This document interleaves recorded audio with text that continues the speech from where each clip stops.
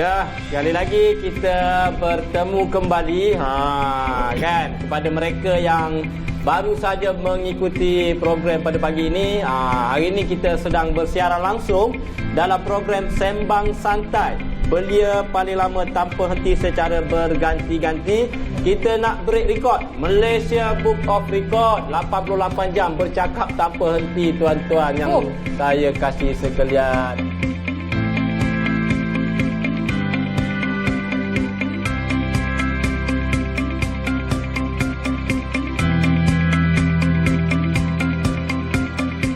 Untuk program-program ini kita telah buat lama lah, jadi direalisasikan pada hari inilah. Karena sebelum ni kita banyak kekangan, jadi ini satu program yang inilah yang kita buat khas untuk belia lah. Jadi ini program yang penting lah untuk kita perkenalkan juga I-Lead ni, apa signifikan dia kepada apa yang kita boleh offer lah kepada belia tu lah. Jadi inilah satu langkah kita lah di pihak I-Lead untuk kita war-warkan apakah fungsi-fungsi I-Lead lah. Malaysia Book of Record, sembang santai tanpa henti, secara berganti-ganti. Ini adalah satu catatan yang kita usahakan untuk menjadi satu rekod baru bagi mengatasi rekod yang lama di bawah I-Lead itu sendiri, Institut Pembangunan dan Kecemerlangan Kepimpinan, dalam mencapai usaha untuk kita menyebar luas tentang objektif-objektif dan peranan-peranan fungsi I-Lead dan juga beberapa perkara yang berkaitan dengan I-Lead kepada NGO belia, rakan-rakan belia dan juga khususnya kepada adik-adik yang berada di luar sana.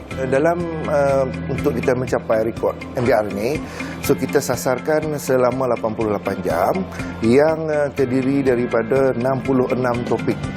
Topik ini berkisar tentang fungsi I-Lead itu sendiri, dasar, strategi, peranan I-Lead, kemudian apa pelaksanaan program yang kita laksanakan untuk belia.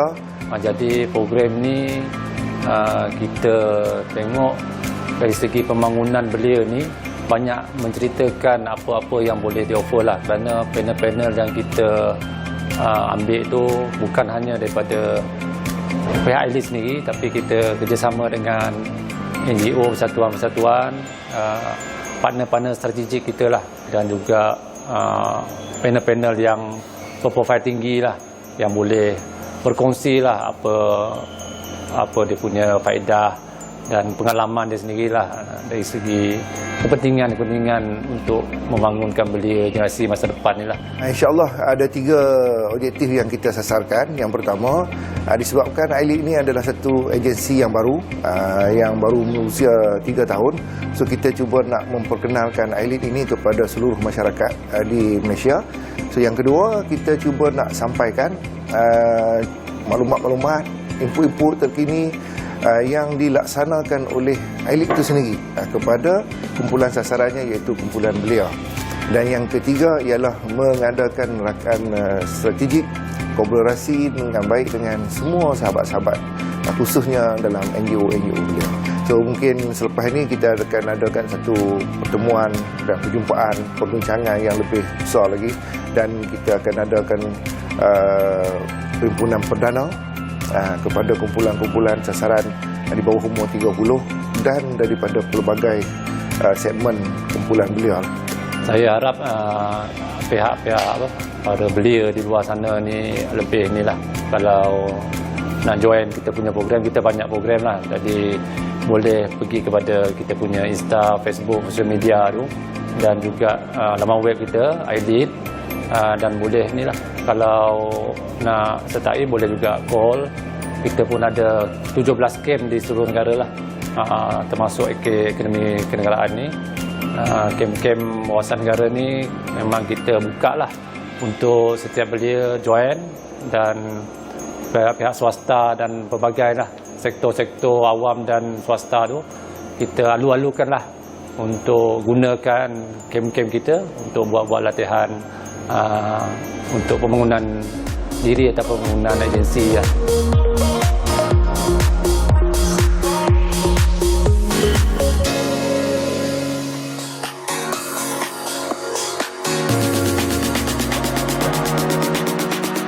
Itu dia, kita dapat saksikan antara seleko yang terakhir Syarafudin Azman memintas bagaimana ada corner zone. Dekat Sepanyol.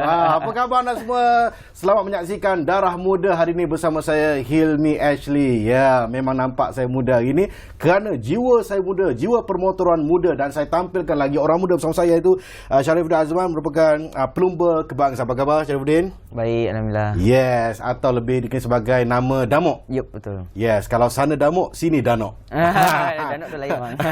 Border pass ada selalu. Okey, Syarifudin, kalau cakap tentang kejayaan sebenarnya, tahun lepas Syarifudin menang kan di Catalunya. Yup, betul. Waktu tu sebenarnya kalau nak digambarkan, kalau orang tengok tu berdebar. Daripada petak ke 10 sampai boleh juara tu macam mana? Ada tak boleh kenal karakter orang ke? Macam mana nak daripada belakang nak ke depan macam mana? Ceritakan pengalaman sikit. So sewaktu di Catalunya tu saya di awal perlumbaan memang saya punya target adalah untuk berada di front group. So saya cuba untuk mengekori pelumba lain dan cuba baca karakter perlumbaan pelumba lain. So dan sewaktu di last lap tu memang saya dah jangka benda tu yang akan terjadi sebab sebelum perlumbaan tu saya dah tengok perlumbaan World Championship. Okay. So dekat situ saya take advantage ataupun ambil pengalaman dekat situ, yang di seleko yang ke-9 itu adalah seleko yang tajam. So dekat situ for sure banyak pelumba yang akan membuat kesilapan. So bila dekat situ saya cuba ambil peluang itu dengan sebaik mungkin. Okay. So bila saya nampak pelumba yang membuat kesilapan kat situ, saya cuba ambil advantage tu dan saya cuba ambil sehabis baik.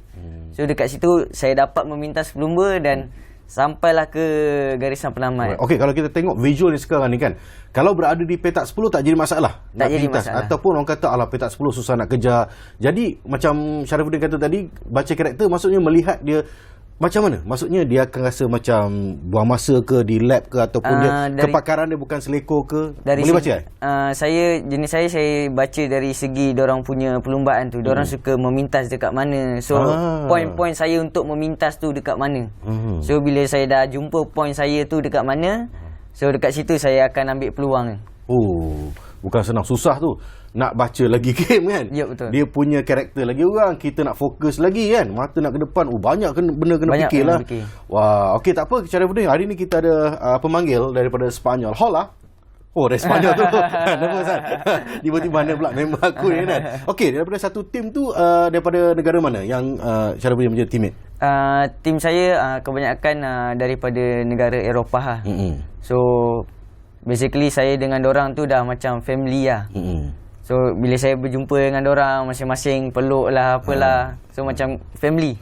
Okey, so ada rasa tak, rasa kalau kita sebagai rakyat Malaysia kan, bila naik podium tu rasa macam goosebumps lah. Kita tengok macam ada juga anak Malaysia berada di pentas dunia naik podium. Syarifudin sendiri bila dah berkawan dengan pelumba-pelumba hebat di luar negara ni, dah naik podium, rasa sesuatu yang berbeza tak dengan sebelum ini, sewaktu mula-mula mencuba di bidang permotoran ni?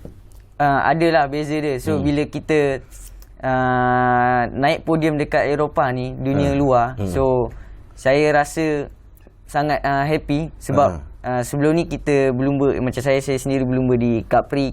So basically orang di atas podium tu tetap orang Malaysia.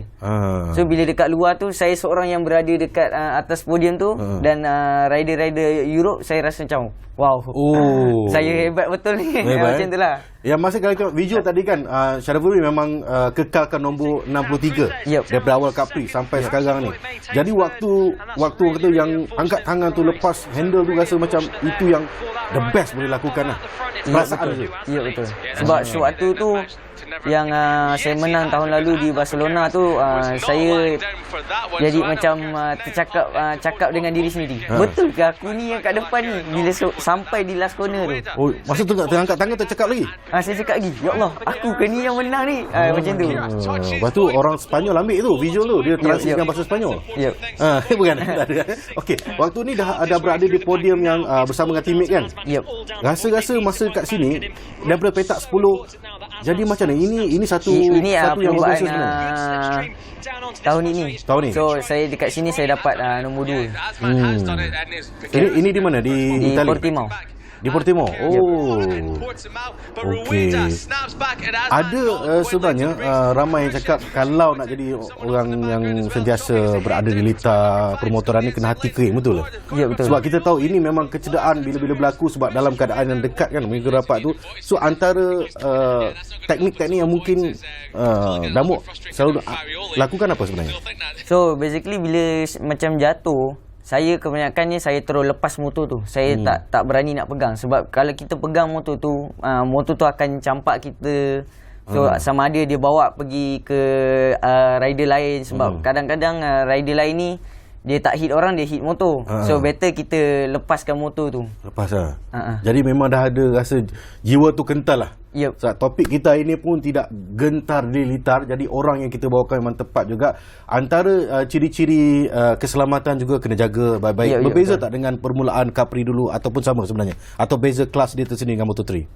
Beza kelas je lah. So macam soal keselamatan semua tu dah sama lebih kurang. Cuma sekarang ni dekat World Championship ataupun di race luar, dorang dah lebih kepada safety. So dekat racing suit sendiri pun dah ada airbag. So bila kita jatuh, airbag tu buka, so dia save all kita punya body. So kiranya cedera tu kurang lah risiko dia. Okey, pernah tak kalau macam tadi kan dalam keadaan panas terik, kalau hujan macam mana? Tiba-tiba sejuk, rasa nak terkucil ke macam mana? Sempat pergi tandas ke tak masa tu? Kita tengoklah pada session kita. So tapi kadang-kadang saya sendiri pun atas motor pun rasa nak terkencing. Betul tapi bila kita rasa nak terkencing tu, mesti kita nak laju, nak cepat. Okay. So kat situ kita boleh take advantage lah. Macam itulah ibaratnya. Sebab saya pernah tanyakan soalan yang sama kepada Hafiz Syarin dulu. Yep. Dia kata, bang, kalau saya nak terkucil, saya kucil dalam tu je bang. Bukan orang nampak pun kan. Lagi dia ni kan. Lagi laju. Lagi laju kan. Itu ada teknik dia. Teknik juga. Masa aku nak pergi tandas je. Habis kan? Habis kan. Mindset lah. Mindset berbeza kan. Okey. Antara sebenarnya kalau kita tahu favorite lap ataupun litar di mana sebenarnya? Di Itali ke? Di Catalunya ataupun di Malaysia sendiri? Mana yang Damuk minat? Yang saya minat lebih kepada Barcelona dan juga Sepang lah. So macam Sepang tempat saya sendiri. So macam di Barcelona adalah tempat yang first win saya dekat negara luar. So saya letakkan itu sebagai saya punya favourite track lah. Favorite track lah. Jadi persediaan tu orang nak tahu juga kan. Walaupun kita tahu menang di Barcelona, tapi bukan senang tempat orang. Ya, betul. Kita pun nak tahu selekor dia lap dia macam mana kan. Persediaan sebelum tu ada masuk track dulu, main dulu ke ataupun macam mana? So kita selalunya hari yang pertama kita sampai, contoh kita daripada Jumaat, Sabtu, Ahad. Ahad itu adalah perlumbaan. So hari Khamis tu kita dah kena sampai dekat track dan kita pusing jalan kaki, pusing track tu. So kita tengok setiap corner apa kita perlu pakai gear berapa dan dekat corner ni ada bumping ataupun tidak. So dekat situ kita belajar and then kita beri sedikit sebanyak beritahulah dekat kita punya mekanik. Bukan senang sebenarnya dalam di usia 21 tahun Ya, betul. Damuk sekarang ni 4 tahun terlibat secara langsung dalam sukan pemotoran ni. Mulanya kita throwback sikit lah. Macam mana boleh minat sukan pemotoran? Adakah mungkin parents, ibu apa yang bagi galakan ataupun masa tu bawa awet pergi sekolah ke kan? Nak motor ke kan? Dia dah lambat pergi sekolah macam mana? Ada cerita dia first tu. Banyak cerita dia bang. Kita cerita sini. Okey, macam dululah sewaktu saya kecil lah, waktu saya kecil yang mak saya cerita kat saya, saya dulu suka ambil benda kabus, suka masukkan dalam lubang hidung. Ambil apa tu? Kabus Oh, kabus macam, tu kan bantal. tak, yang dekat akuarium tu. Oh, kat akuarium. Oh, yang tu. Yang tu saya suka masuk dalam lubang hidung ataupun peluru magnet. And then benda tu tak boleh keluar. So bawa pergi klinik. So time tu bapak saya kat luar lah. Time tu bapak saya naik motor. So bapak saya balik, ambil saya dekat rumah and then bawa pergi naik motor, pergi ke klinik. So klinik kata prefer hospital. And then pergi hospital. Lepas dah balik daripada hospital tu, saya masukkan lagi dalam lubang hidung. Semata-mata nak naik motor. Nak naik motor? Oh, tu cerita dia. Di sebalik tu, nak naik motor balik. So bila saya start dah meningkat dewasa, saya bawa motor di jalan raya. So dekat kawasan rumah saya tu memang saya ni top lah orang cakap. So berada di atas. Dekat kampung tu yang paling top lah. Paling top lah. So saya suka main wheelie sana sini. Sampaikan polis sendiri tahan saya. Sebab tu dulu lah kan. So dekat situ yang kira kenangan saya lah kan. Sebab tu saya dekat luar, saya racing kat luar sampai orang marah apa semua.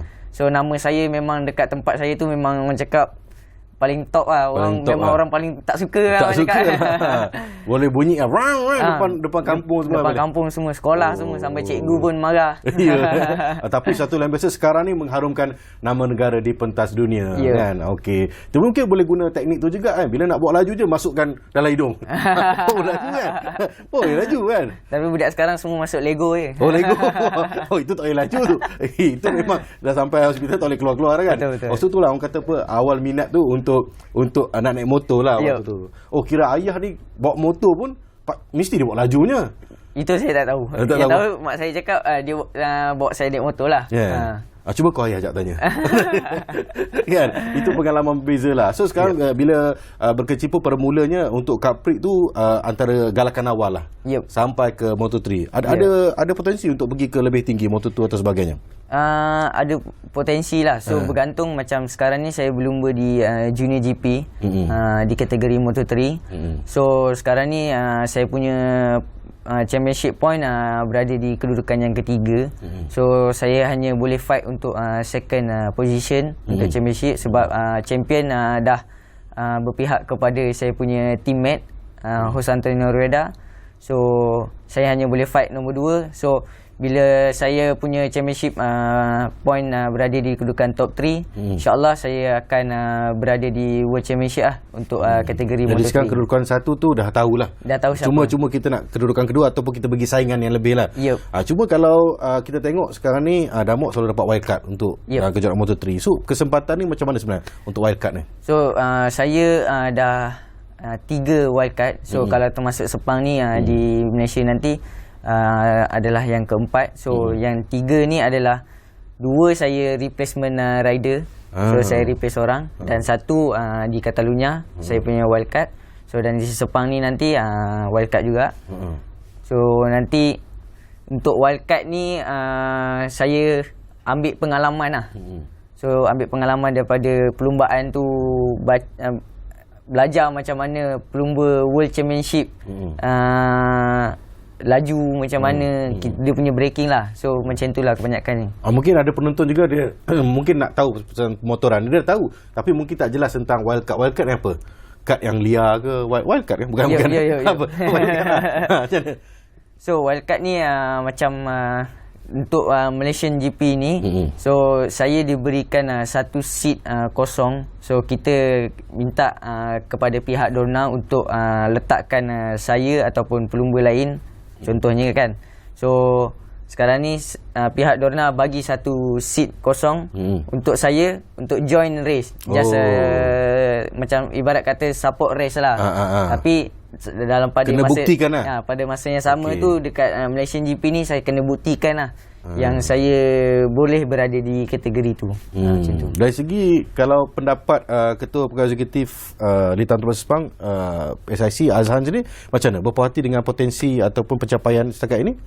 Setakat ini diorang berpuas hati dengan saya punya potensi. So diorang bergantung pada saya punya result di Junior GP. So saya punya performance lebih baik daripada tahun lepas. So that's why diorang masukkan saya ke wildcard Malaysian GP. Okey, kalau kita tengok semua 16 lap betul? 16 lap. Yang lap yang terbaik mungkin di Sepang ataupun macam mana? Mungkin terbaru juga mungkin dah nak ceritakan untuk kejuaraan Oktober ni. So macam dekat Sepang ni tempat saya. So makanan saya lah. So memang saya tahu dah jalan dia, selip belok tu kan. So dekat Sepang ni saya tak pernah lagi bawa Moto3. So saya perlukan sedikit masa untuk cari saya punya setup bike tu dengan lebih bagus lah. Tapi pada saya itu bukan penghalangnya lah. So saya perlu cari dengan secepat mungkin. Tapi fokus penting juga tak? Macam contoh Damok cakap Sepang memang dah tempat Damok. Tapi kalau kadang kita tak fokus, kadang-kadang boleh terlari juga misi kita kan. Jadi kena kelebihan itu menggunakan cara yang sebaik mungkin lah. Jadi orang ataupun teammate akan lihatkan ini kelebihan untuk Damok ataupun ini satu pasukan sendiri. Selalu tak fikir untuk satu pasukan ataupun individual. So satu kelebihan lah, satu kelebihan untuk saya, diri saya sendiri untuk improvekan. So for sure bila saya dah pergi ke World Championship dekat wildcard ni, for sure bila saya back to saya punya kategori junior GP, saya akan another step lah. So one more step up. Cakap orang putih sekarang hebat sekarang. Cakap orang putih one step bahasa Sepanyol apa tak tahu? One step. Tak tahu. Corazon. Nama dia Corazon. Okey. Kita nak tanya sejarah nombor 63 ni. Bila dapat? Ataupun memang favourite nombor ke atau siapa yang bagi sebenarnya? So nombor 63 ni saya dapat pada 2017. Sewaktu tu saya join Capri. So sewaktu tu bos saya yang bagi nombor tu. Dan sewaktu saya dapat nombor tu, pada tahun pertama saya join kategori Wira. Dan tahun tu juga saya hampir menjadi champion. Tetapi tim tu halang saya, tahan saya untuk next year. So dengan nombor 63 ni, saya rasa nombor ni adalah lucky untuk saya. So sampai sekarang saya menggunakan. Kalau beli apa ke, baju ke, mesti nombor 63 ke, jersey ke ada? Ada. Selalu pakai nombor 63 lah. So orang kalau dilihatkan individu ataupun peminat yang mula suka motoran ni, apa galakan Damak untuk mereka untuk ceburi bidang ni? So macam sekarang dekat Sepang kita ada buat, selalunya memang ada track day untuk Sepang, dekat Sepang lah, Sepang Go-Kart ke, Sepang besar ke. So dekat situ ramai yang orang tak tahu. Kebanyakan orang kata Sepang ni memang track international, tapi orang tak tahu yang kat Sepang ni ada buat track day apa semua. So mana yang minat tu, motor kapcai ke apa ke, boleh masuk kat Sepang besar. Korang nak try, nak racing ke dekat jalan lurus tu, nak laju mana pun boleh, tak masalah. So cuma safety lah korang kena ada lah, macam tu lah. Okey, kalau kita lihat video ni, mungkin orang juga nak tahu paling senang untuk memintas rakan-rakan lain sewaktu di Seleko atau jalan yang lurus? Dia bergantung pada speed kita. Dia macam tu. So macam saya dekat straight ni, saya ada speed. So saya ada speed dekat straight, that's why saya senang nak memintas. Okey, masa straight lagi penting lah. Straight tu penting juga untuk mendapatkan jalan lurus, jalan benar. Sebab straight lagi bagus kan? Okey. Jalan bengkok-bengkok tak nak. Okey. Okey. Ini siapa ni? Ini rakan sepasukan tadi? Yang nombor 1 tu rakan sepasukan. Dialah yang menjuarai kategori. Boleh nampak tak apa kelebihan dia yang mungkin Damak boleh belajar sesuatu untuk peringkat seterusnya? Apa kelebihan dia yang mungkin Damak kata, saya memang ini tak dapat lagi lah. Dia skill ni apa yang ada sebenarnya untuk dia? Saya dengan dia dah tak jauh. Cuma dia ada sedikit advantage bila di awal perlumbaan. Dia macam itulah. So saya perlu cari one more step untuk potong dia. Nak potong dia.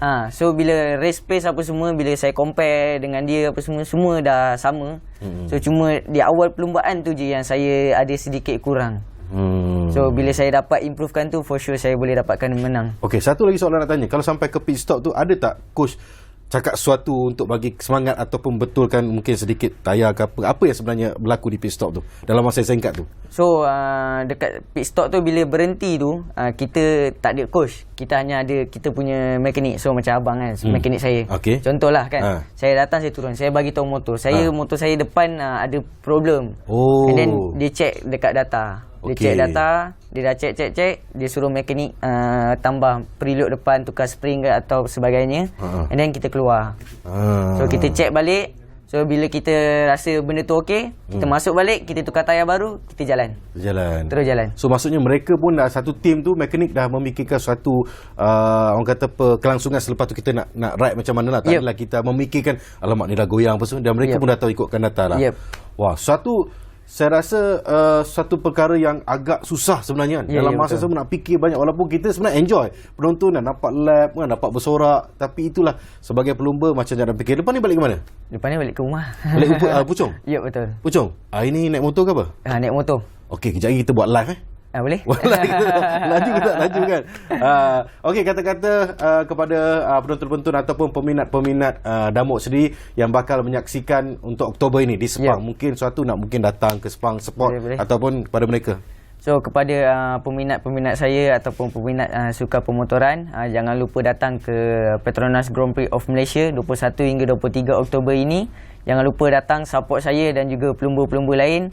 So pelumba mana yang korang minat, korang support lah. Yang penting saya nak korang hadir ke Sepang untuk membuatkan saya lebih bersemangat lagi untuk mendapatkan saya punya target. So mana yang belum dapat tiket belum beli tiket, korang boleh pergi ke Instagram Sepang Circuit, dan dekat situ ada link, korang tekan link tu dan korang grab tiket sekarang. Yeah. Wah, iklan. Wah, iklan.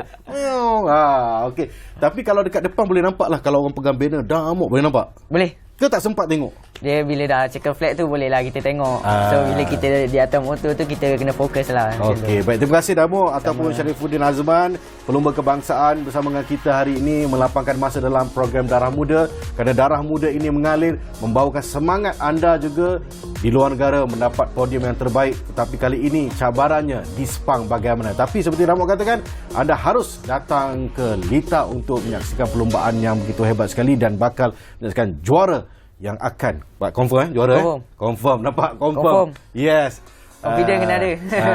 Itu dia. Tapi apa pun sebenarnya ini adalah satu permulaan yang baik bagi Damuk, kerana kita lihatkan satu perkara yang berbeza. Okey, terima kasih, jumpa lagi. Saya Ashley, jumpa lagi.